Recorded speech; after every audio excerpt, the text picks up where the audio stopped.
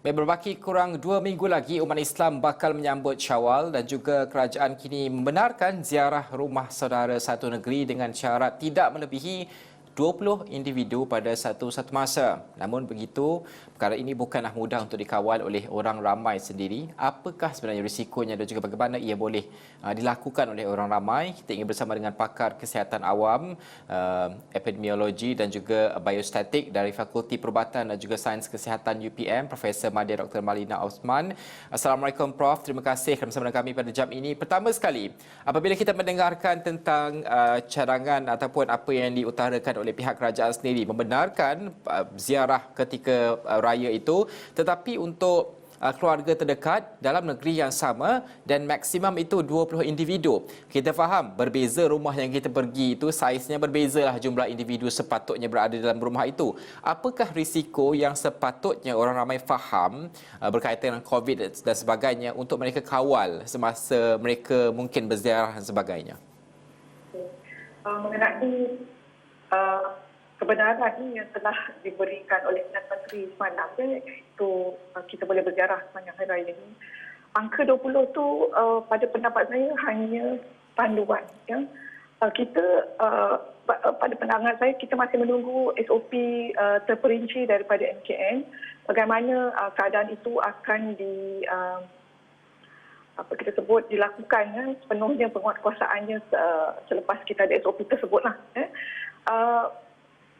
Untuk masa ini saya ingat apa yang lebih tepat ialah jika maklumat itu dapat diberikan dengan memberikan angka kepadatan. Maksudnya berapa orang yang boleh muat dalam satu keluasan tertentu. Dengan jarak 1 hingga 2 meter ni mungkin kita boleh nisbahkan kalau luas rumah tu 10 meter persegi mungkin hanya sama 10 orang maksimum yang boleh kita muatkan. Dan keadaan ini berbeza dari satu rumah ke rumah. SOP berkenaan perlu dilaksanakan kerana risiko untuk mendapat jangkitan itu masih ada. Ya. Dalam keadaan kita hari ini, kita masih belum ada vaksin dan keadaan immunity kelompok yang masih kita belum pasti tahapnya. Langkah-langkah pencegahan melalui amalan-amalan baru, ya, kita sebut new norm dalam kehidupan kita perlulah terus dilaksanakan. Kita ada kes-kes yang positif tapi tidak ada simptom dan dari masa ke semasa kita ada kes-kes yang kita sebut sebagai kes sporadik. Maksudnya tak tahu puncanya dari mana. Tapi mereka yang ada jangkitan ni tak ada gejala. Jadi kita bimbang keadaan-keadaan seperti itu sekiranya lawatan atau ziarah pada hari ini tidak terkawal boleh memberikan risiko kepada mereka-mereka yang rentan, yang mudah untuk dapat jangkitan. Dan seterusnya kita harap dapat dielakkan komplikasi yang serius. Prof, bagaimana untuk kita orang ramai memahami juga kerana ialah sukar untuk kita menghalang mereka untuk ziarah pada hari raya ini. Mereka dah lama berkurung di bawah PKP, ada yang PKPD, ada juga yang dah sekarang ini PKPB lah.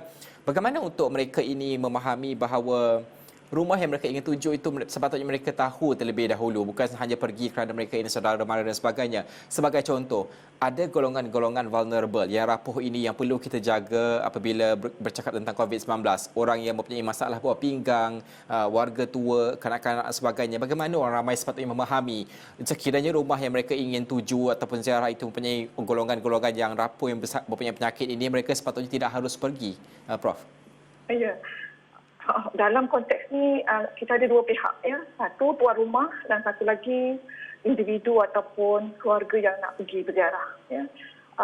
Dalam konteks ni saya ingat tuan rumah tu perlu memberikan keputusan berdasarkan keadaan dia di rumah, ya. Jikanya ada individu yang mudah mendapat jangkitan ataupun komplikasi teruk seperti orang tua, ya. Mempunyai penyakit darah tinggi, kencing manis, sakit buah pinggang ataupun mungkin punya berat badan berlebihan, ya, individu yang mengandung, kanak-kanak dan sebagainya, mereka boleh membuat keputusan untuk tidak menerima tetamu, ya, dan kita maklumkan dengan baik dengan siapa-siapa yang nak datang berziarah. Ya, yang keduanya, pada individu-individu yang nak pergi berziarah, ya, kita faham bahawa dalam tempoh yang lama ni sejak 18 Mac lalu, kita menyimpan perasaan, ya, kita harap kita dapat jumpa dengan individu-individu yang kita kasihi. Tapi disebabkan oleh keadaan COVID-19 ini, wabak yang tidak dapat kita atasi buat masa ini, apa yang kita boleh lakukan ialah kita berikan keutamaan pada individu mana yang patutnya kita ziarah. Ziarah siapa yang perlu sahajalah. Ya?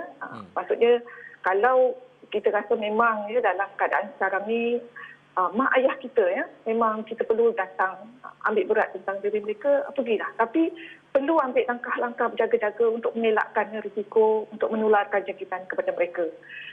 Dalam kita suasana kita hari ini sebenarnya ni pendapat saya lah kita kalau dengan keluarga yang rapat tu, terutama pada ibu bapa kita, tak perlu sebenarnya nak menunggu hari raya barulah kita nak sibuk nak buat rancangan nak ziarah dan sebagainya. Kebaikan kita pada ibu bapa ni sepatutnya panjang masa dan kita boleh buat sama ada kita hadir secara fizikal ataupun mungkin pertolongan itu kita berikan secara online. Contohnya memberikan wang bulanan, keperluan yang kita boleh order dari tempat ataupun kedai tertentu dan hantar terus ke rumah. Kita bayarkan bil elektrik, bil air dan semua keperluan mereka yang tak perlu kita secara fizikalnya hadir.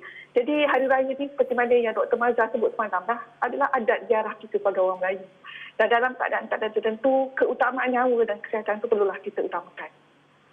Prof, mungkin ialah hari raya ini secara tradisinya kita melihat orang ramai yang berziarah ini mereka bersalam, berpeluk, bermaafan dan sebagainya, dan juga hari raya ini jugalah masa orang ramai orang kata segala pinggan mangkuk baru dia nak keluarlah untuk dihidangkan kepada tamu dan sebagainya.